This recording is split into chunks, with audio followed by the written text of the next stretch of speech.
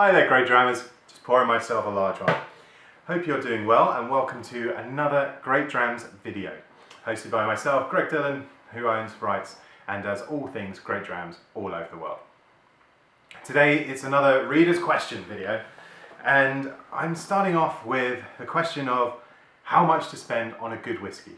And I get asked this quite a lot, and it's an interesting question, mostly because it all depends on your budget, what you're trying to do with the whiskey, and by that I don't mean are you going to use it to build something or whatever, obviously we're going to drink it, but are you giving it as a gift, are you enjoying it for yourself, are you putting it in the cupboard and collecting it for investment purposes?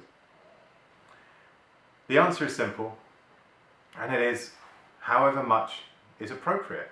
And that sounds really woolly, and that's fine, because if you're buying a gift for someone, the trend nowadays from a lot of research we've been doing recently is to buy a gift that reflects not only on you choosing a good gift and something in a whiskey world or a spirits world and being a lovely whiskey, but actually reflects how much you think of that person by how much you're spending on them. Personally, I don't really buy into that. If I see an interesting whiskey for my father-in-law, for example, I'll buy it. It could be £10, it could be 80 quid.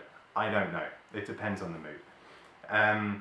Realistically, you don't have to spend a lot to enjoy whiskey very, very well and enjoy some amazing whiskies. Some of the, if I dare say, the not say undervalued, but underpriced single malts out there. Anything from the Glenmorangie range, especially their peat cask, and also their sherry cask finish, and also their port cask finish, and anything from their range, basically.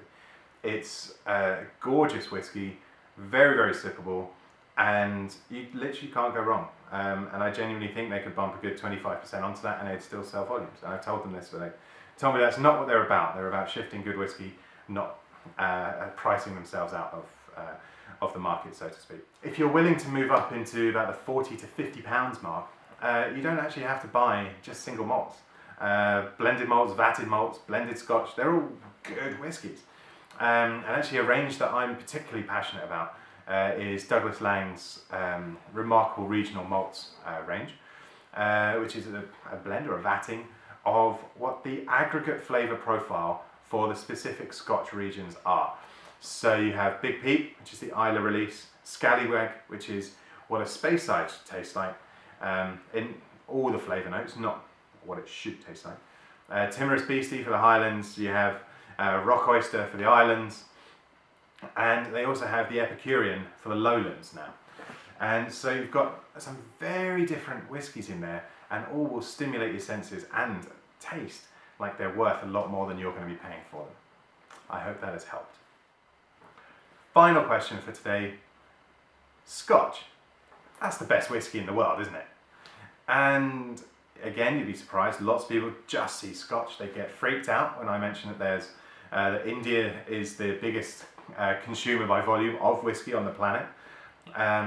They look at me perplexed, and I say that France is within the top three whiskey consuming nations in the world, and even kind of raise an eyebrow when you mention Welsh or English.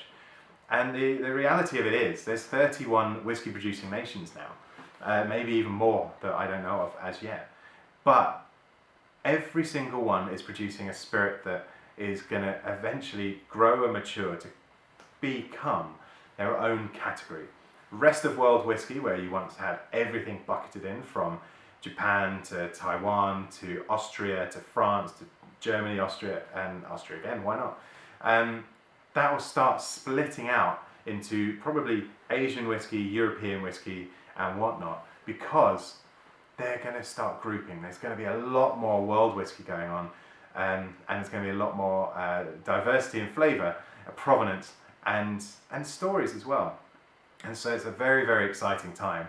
And whilst I'm passionate about Scotch and have loads of bottles of Scotch here in my office, the reality is that I've enjoyed whiskies from all manner of countries around the world, from Tasmania to Belgium to Austria to Sweden to South Africa, Canada of course, and Wales and England. So Scotch is obviously awesome, it is superb, it was arguably the first whiskey out there. But there are many alternatives, and we'll start to see them a lot more prominently as we go forward over the months, years and decades. Thanks for dropping in, GreatDrams. It's been great to see you again. Next time. Cheers. Bye.